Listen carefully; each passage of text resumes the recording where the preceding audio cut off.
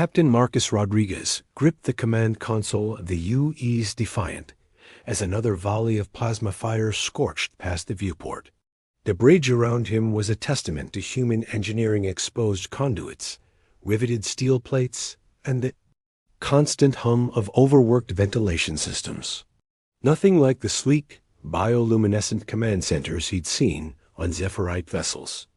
"They're coming around for another pass," shouted Lieutenant Sarah Kim from the tactical station, her fingers dancing across physical switches and analog displays. Hull integrity at 70%. Through the reinforced glass, Marcus watched the attackers, 3 hegemony cruisers that looked like crystalline sculptures, their hulls shimmering with contained energy. Beautiful, efficient, deadly. Everything human ships weren't supposed to be. "Let them come," Marcus muttered, activating the quantum-encrypted comm channel. "Dr. Chon, are you receiving this?" The response came from Earth, delayed by the distance, but crystal clear. "Every second of it, Captain." "How long can you hold them?" "Long enough."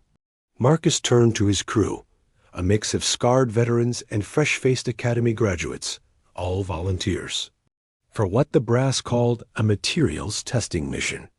They thought they were flying a suicide run in humanity's most advanced prototype. They had no idea they were about to change galactic history.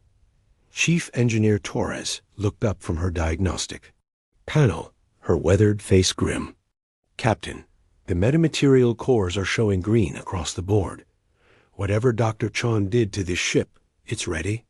"Good, because we're about to find out if 300 years of playing dumb was worth it." The lead hegemony cruiser Illumina, vessel that looked like a frozen aurora, hailed them with typical arrogance. The holographic projection showed Ambassador Kethfor, his crystalline features literally glowing with contempt. "Human vessel, you are ordered to surrender immediately. Your primitive craft cannot hope to match our technology. Submit, and your deaths will be swift." Marcus smiled, remembering every slight, every mocking laugh, every time humanity had been dismissed as the galaxy's janitors. "Ambassador, I've got a counter-proposal. How about you witness the birth of a new era?" He cut the transmission and turned to his crew. "All hands, prepare for metamaterial activation. This is what we trained for." "Sir," Kim called out, "they're charging their primary weapons." "Full power signatures. They're not planning to disable us." "Perfect. Torres, initiate sequence Alpha 7. Let's show them what humanity's been working on." The ship around them began to change. Not visibly at first, the metamaterials were designed to look like ordinary steel until activated. But Marcus could feel it in the deck plates, in the very air around them. The Defiant was waking up. "Metamaterial transformation at 20%, Torres reported, her voice tight with excitement. "Hull composition shifting from standard titanium steel to programmable matter matrix." Outside, the hegemony ships opened fire with everything they had. Plasma beams, quantum torpedoes, and focused particle streams converged on the Defiant in a display of overwhelming force that should have vaporized any human vessel. Instead, the beams struck the hull and stopped. The metamaterials absorbed the energy, analyzed it, and began to adapt. What had been crude metal moments before now rippled like liquid, redirecting the alien weapon's power into the ship's own systems. "Hull integrity at 150% and climbing," Kim reported, her voice filled with wonder. "Captain, we're not just surviving, we're getting stronger." Marcus activated the general comm. "This is Captain Rodriguez of the United Earth ship Defiant. For 3 centuries, you've mocked our ships, called us primitive, treated us like galactic garbage. Collectors. Well, congratulations, you've just helped us field test the most advanced materials in the known universe." The Defiant began to move, but not like any human ship ever had. Its hull flowed and shifted, becoming something that was part spacecraft, part living organism, part force of nature. The metamaterials had learned from every alien technology they'd encountered, and now they were ready to teach the galaxy a lesson in humility. Dr. Sarah Chun stood in the Metamaterials laboratory beneath the Colorado Rockies, watching holographic displays that showed the Defiant's transformation in real time. Around her, a team of Earth's brightest minds monitored quantum signatures, material density fluctuations, and energy absorption rates that shouldn't have been possible. "Incredible," whispered Dr. James Park, the project's quantum physicist. "The metamaterials are not just mimicking alien technologies, they're improving on them. Look at these readings." Sarah nodded, her heart racing. This was the culmination of her life's work, born from a simple observation during her first encounter with alien technology 30 years ago. She'd been a junior scientist aboard a mining station when a Zephyrite trade vessel had docked for repairs. The aliens had been dismissive, even cruel, referring to human engineering as barbaric metal bashing. But Sarah had noticed something they missed. Every alien material had a signature, a quantum fingerprint that could be read and analyzed. While the Zephyrite's mocked humanity's crude scanners, those same scanners were quietly learning everything about their ship's bio-neural hull composites. Dr. Chun called out Lieutenant Colonel Hayes, the military liaison. "We're getting real-time data from 17 different scanning stations across the system. Every human vessel in the sector is monitoring this engagement." "Good. Make sure. The analysis protocols are running. We need to capture every defensive and offensive response from the hegemony ships." On the main display, the Defiant had become something unprecedented. Its hull now resembled flowing mercury, but with the structural integrity of crystallized starlight, Illumina technology that had taken their species millennia to develop. The ship's weapons ports had morphed into bio-neural conduits similar to those used by the Verdani Collective, but powered by human fusion reactors that the metamaterials had optimized beyond theoretical maximums. "Captain Rodriguez is requesting permission to engage," Hayes reported. "Granted, but remind him this isn't about winning a battle. It's about sending a message to the entire galaxy." 3 light years away, in the Kepler 442 system, the engagement was being monitored by a dozen different species, the hegemonies. Attack on the human research vessel had been intended as a simple demonstration of power, a warning to other lesser species about the consequences of defying the galactic order. Instead, it had become something else entirely. Admiral Vorth Ak of the hegemony fleet watched his tactical displays with growing concern. The human vessel should have been destroyed in the opening salvo. Instead, it was adapting, evolving, becoming something his sensors couldn't properly classify. "Sir," his tactical officer reported, "the human ship's hull composition is shifting. Again, it's now showing characteristics of Zephyrite bioarmor, Lumina energy crystal composites, and something else, something we don't recognize. Impossible. Humans don't have that technology. Sir, according to our sensors, they now have all of our technology, and they're using it in ways we never imagined." The Defiant moved like a living thing, its hull rippling and flowing as it absorbed another barrage of weapons fire. But now it was firing back, and its weapons were unlike anything in the galactic arsenal. Beams of pure force that seemed to phase through shields, projectiles that expanded into metallic spiders upon impact, and energy pulses that disrupted the quantum matrices of enemy hulls. "How is this possible?" Vorthak demanded, his science. Officer, a multi-tentacled Zirathi, consulted her readings with growing alarm. "Admiral, I'm detecting quantum signatures from over 40 different species in that ship's hull. It's as if they've been scanning and cataloging every advanced material in the galaxy. For how long? Based on the complexity of the integration." "Centuries, sir. They've been studying us for centuries." Back on Earth, Dr. Chun smiled as she watched the hegemony fleet begin to withdraw. The Defiant wasn't pursuing. It didn't need to. A message had been sent, and it was already spreading across the galactic communication networks. Dr. Chun, Park called out, we're receiving scans from the Defiant's encounter. The Metamaterials have successfully integrated 17 new defensive protocols and 12 offensive configurations. They're learning faster than we projected. Excellent. Prepare the manufacturing protocols for Fleet Command. It's time to retrofit the entire human fleet. All of them? Sarah looked at the holographic display showing human vessels throughout the galaxy, thousands of crude metal ships that had been dismissed, mocked, and underestimated for 3 centuries.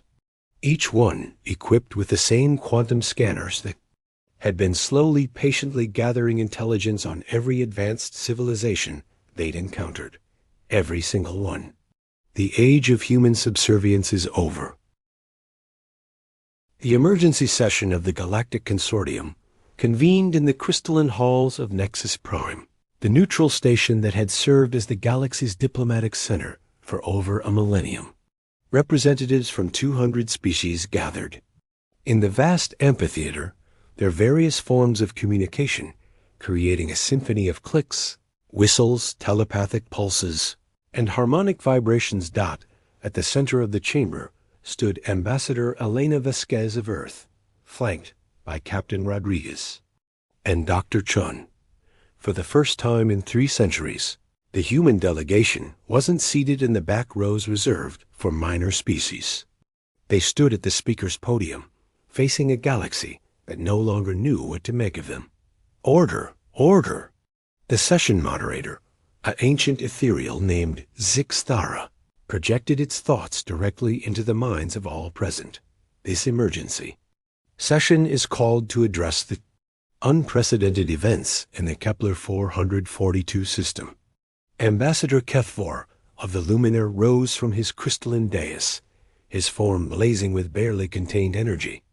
The humans have deceived us all. They've been conducting espionage operations for centuries, stealing our technologies. Stealing? Elena's voice carried clearly through the chamber's acoustics. We prefer the term learning.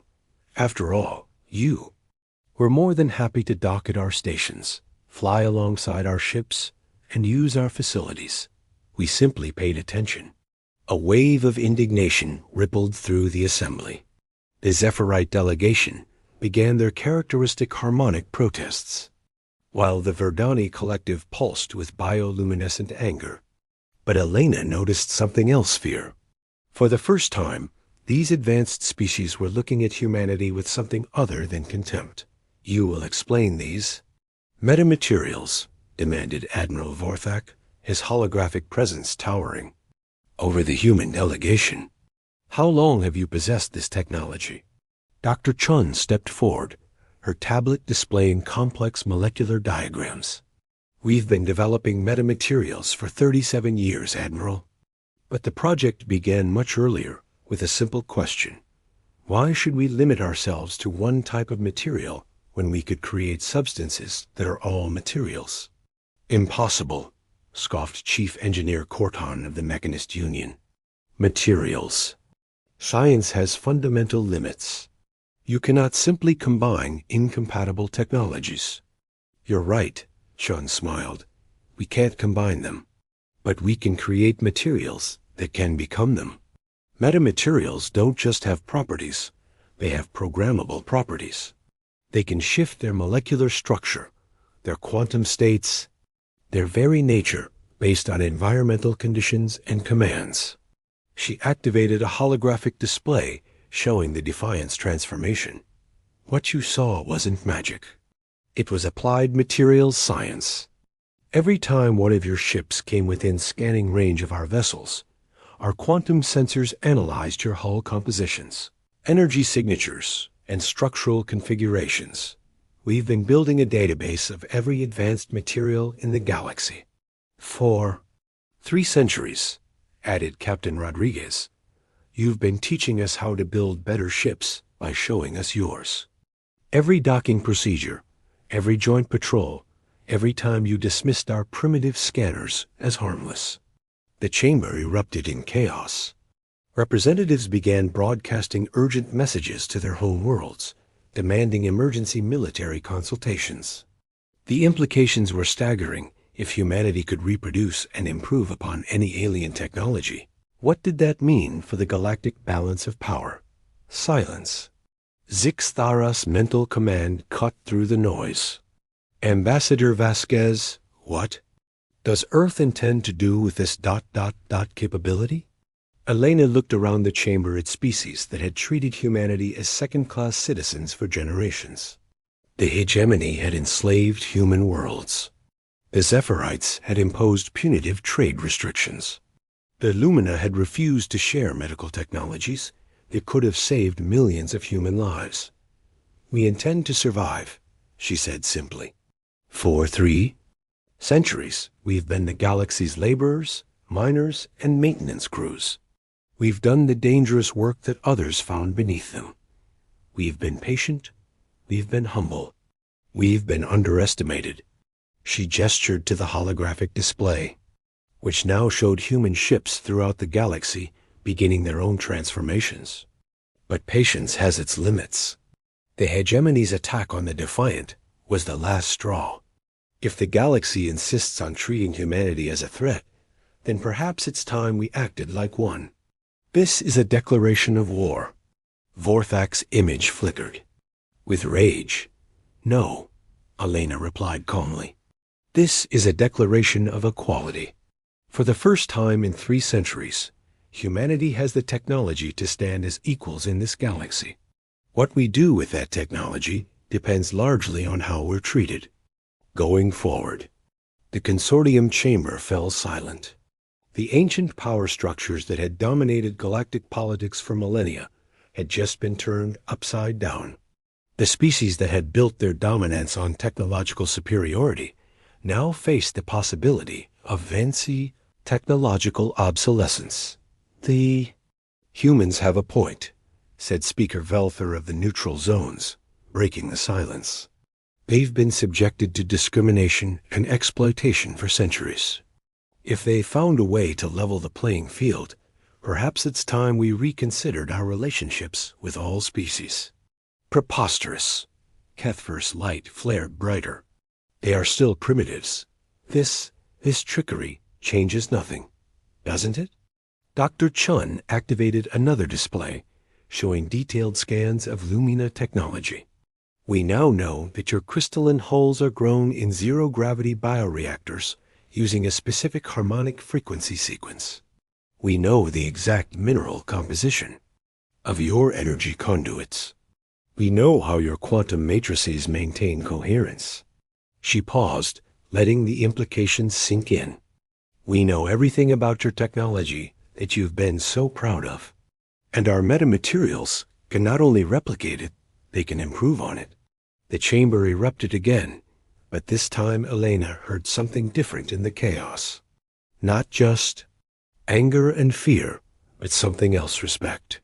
For the first time in 3 centuries, the galaxy was looking at humanity as an equal. And that, she realized, was exactly what they had been working toward all along. 6 months after the consortium. Emergency session. The galaxy had settled into an uneasy new equilibrium. Human ships, now equipped with metamaterial hulls, patrolled trade routes that had been exclusively controlled by the hegemony for centuries. The sight of vessels that could shift from sleek interceptors to massive haulers to bristling battleships had fundamentally altered the psychological landscape of space. Travel Dock Captain Rodriguez stood on the observation deck of the UES Prometheus, flagship of humanity's newly christened metamaterial fleet. The ship was a marvel of adaptive engineering, its hull currently configured as a diplomatic vessel, with crystalline viewports borrowed from Lumina technology and bioneural communication, arrays that rivaled anything the Vergani Collective had developed. Captain, Lieutenant Kim approached with a data tablet. We're receiving a priority transmission from the Outer Rim. The colony ship, New Horizons, has encountered a ... situation. Rodriguez frowned. The New Horizons was one of the first civilian vessels to receive metamaterial upgrades, carrying 10,000 colonists to establish humanity's first independent world beyond hegemony space. What kind of situation? Unknown hostiles, sir. Ships unlike anything in our databases. They've disabled the New Horizons and are demanding surrender. How long ago? 37 minutes. At maximum warp, we could reach them in 4 hours. Rodriguez nodded grimly. This was exactly the kind of test Earth Command had been expecting. News of humanity's metamaterial technology had spread beyond the known galaxy, and not all reactions had been friendly. Set course for the outer rim, maximum speed, and send a message to Dr. Chun. We may need her expertise. 4 hours later, the Prometheus dropped out of warp at the edge of the Kepler 438 system to find a scene that challenged everything they knew about galactic politics. The New Horizons hung motionless in space, its metamaterial hull locked in a defensive configuration that resembled crystalline armor. Surrounding it were dozens of ships, unlike anything in the consortium database's vessels, that seemed to be made of living shadow, their forms shifting and flowing like liquid darkness. "Captain," reported Commander Torres from the tactical station, "I'm reading massive energy signatures from the unknown vessels. Their hulls I don't know what they are. They're not registering on any of our sensors." "Hail them." The response came not as a visual transmission, but as a direct neural interface that bypassed the ship's communication systems entirely. The bridge crew suddenly found themselves standing in what appeared to be a vast, dark chamber filled with floating geometric shapes. "Humans," a voice spoke directly into their minds, "you have been observed. Your adaptations, interesting." Rodriguez forced himself to remain calm despite the alien intrusion. "I'm Captain Rodriguez of the United Earthship Prometheus. You've attacked one of our vessels. Explain yourselves." "Attacked?" The voice carried a note of amusement. "We have done nothing but observe. Your colony vessel challenged us to demonstrate our capabilities. We complied. And who are you?" "We are the architects. We have been watching your species' development with curiosity. Your recent technological advancement has attracted our attention." Commander Torres' voice cut through the neural link. "Captain, our sensors are picking up massive quantum fluctuations throughout the system. These ships, they're not just using advanced technology. They're manipulating space-time itself." The architect's presence in their minds grew stronger. "Your metamaterials are crude, but promising. You have learned to copy and improve upon the technologies of lesser species. But can you adapt to something truly alien?"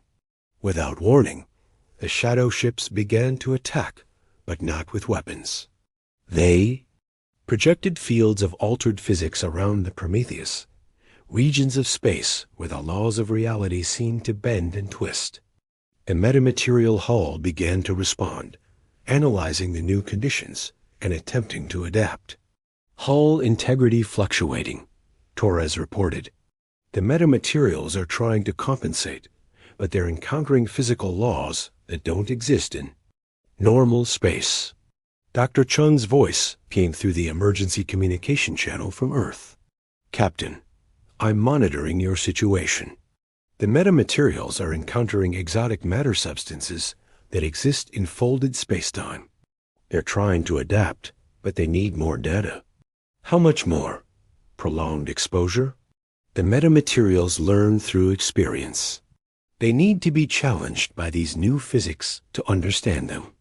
Rodriguez made a decision that would have been impossible with traditional human technology. "All hands, brace for extended engagement. We're going to let them test us." For the next 6 hours, the Prometheus endured an assault that redefined the concept of space combat. The architects projected reality-warping fields that turned this ship's hull into impossible geometries, created regions where time flowed backward, and generated matter that existed in multiple dimensions simultaneously. But the metamaterials learned. With each new assault, they adapted more quickly, developing countermeasures that shouldn't have been possible. The hull began to shift in ways that defied physics, creating defensive configurations that existed partially outside normal spacetime. Remarkable, the architect's voice finally spoke. Your materials are not just adaptive, they are evolving. They are becoming something new. What did you expect? Rodriguez replied through gritted teeth. Humans have been adapting to impossible situations for millennia. Our technology just reflects who we are. Indeed, you have passed our test, humans. Your species shows promise. The shadow ships began to withdraw, but not before the lead vessel projected one final message. You are no longer alone in the universe. There are other species that have transcended the limitations of conventional physics. Your metamaterials are the first step on a longer journey. As the architects vanished into folded space, Dr. Chun's excited voice filled the bridge. Captain, the metamaterials have integrated the exotic matter principles. They've learned to manipulate space-time itself. We're not just adaptive anymore, we're becoming something entirely new. Rodriguez looked at the new horizons, now free to continue its journey to humanity's new world. Good, because something tells me we're going to need every advantage we can get. 1 year after the architect encounter, the galaxy had become a very different place.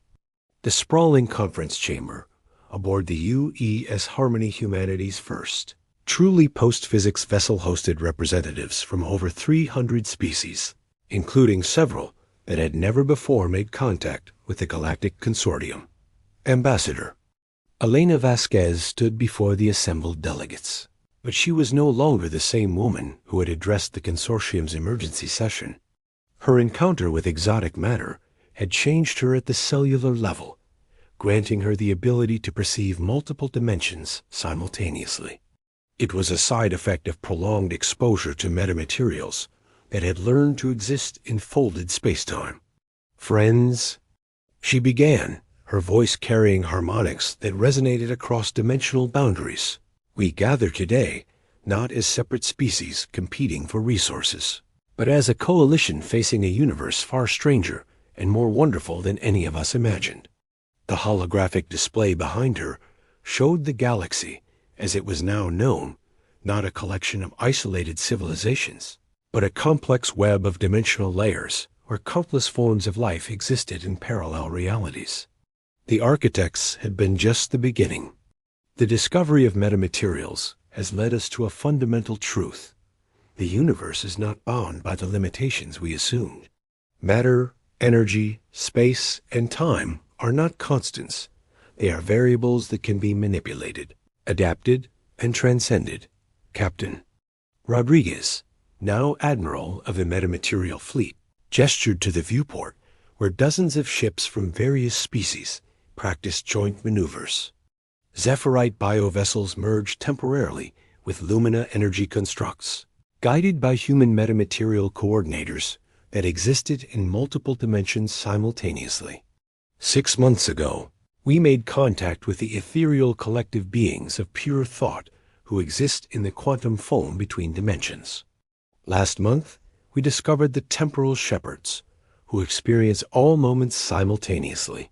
Yesterday, we received a message from entities that exist as living mathematical equations. Dr. Chun, now Director of Metamaterial Evolution, activated a display showing the current state of human technology. Our metamaterials have evolved beyond our original designs. They don't just adapt to new conditions. They actively seek out new forms of existence. Human ships are now living entities that grow, learn, and reproduce.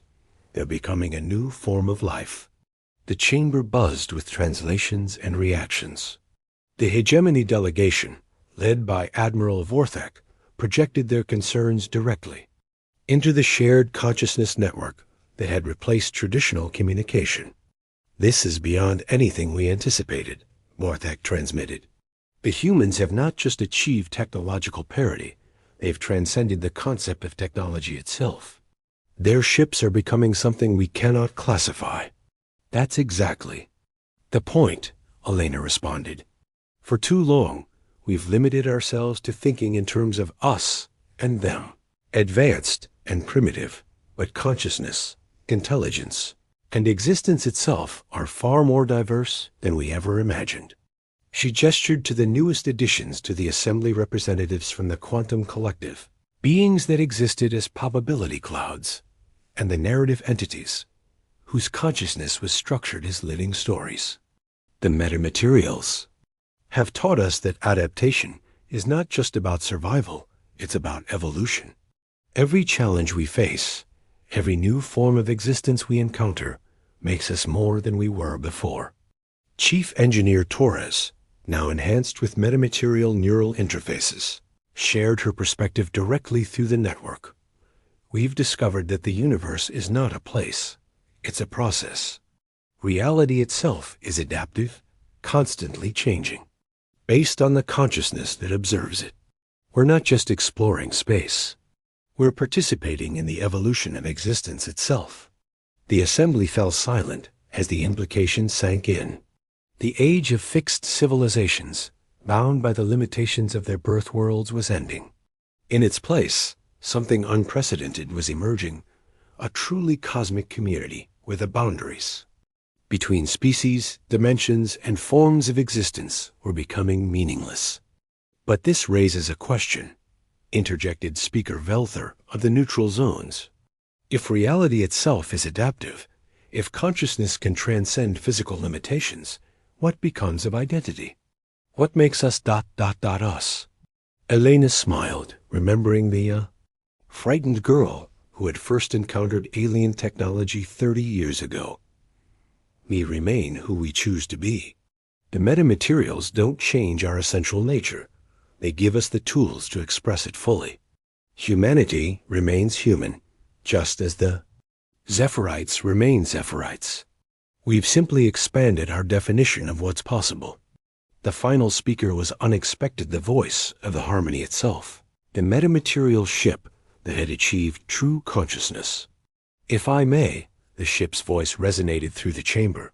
You speak of adaptation and evolution as if they were tools you wield. But perhaps it's more accurate to say that you are tools of adaptation and evolution. The universe itself is becoming conscious, and we all of us are its neurons. The chamber erupted in discussion as delegates grappled with the concept. But Elena felt a deep sense of satisfaction. Humanity had come so far from the mocked species. With crude metal ships, they had become something unprecedented, not through conquest or domination, but through the simple act of paying attention and adapting to what they learned. The age of limitation is over, she announced. Welcome to the age of infinite possibility.